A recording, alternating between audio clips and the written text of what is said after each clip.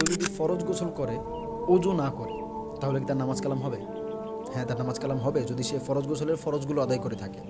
ফরজ গোসলের মধ্যে ফরজ কি? নাকে ভালোভাবে পানি দেওয়া, নাক ভালো করে পরিষ্কার করা, এরপরে মুখ ভালোভাবে পরিষ্কার করা, ভালোভাবে একদম কুলি করা, গড়গড় করা এবং সমস্ত শরীর একবার ধৌত করা, ভালোভাবে ধৌত করা।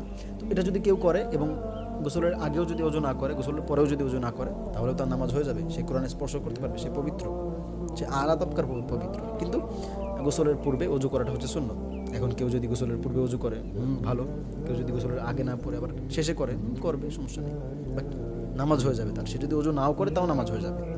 এখন কেউ একজন আগে করলো পরে করলো না, কেউ পরে করলো আগে করলো না, এটা না। তবে আগে করা সুন্নত, আগে ওযু করা সুন্নত এবং পাওটা না ধুয়ে সমস্ত শরীর ধৌত করার পর গোসলটা শেষ করার পর একেবারে লাস্টে পাও ধুয়ে ফেললেন, এটা হচ্ছে সুন্নত তরিকা। বাকি যদি ওযু নাও করেন তাও আপনার নামাজ হবে। মূল পয়েন্ট হচ্ছে এটা যে ওযু যদি নাও করেন, শুধুমাত্র গোসলের ফরজগুলো আদায় করে যদি শুধু গোসল করে নেন তাহলে আপনার নামাজ হবে, মসজিদে প্রবেশ করতে পারবেন, কোরআন শরীফ স্পর্শ করতে পারবেন, সবই আপনি করতে পারবেন। একজন পবিত্র মানুষ যেটা যেটা করতে পারে আপনি সবই করতে পারবেন। আল্লাহু আ'লাম। ওয়া মা আলাইনা ইল্লাল বালাগ।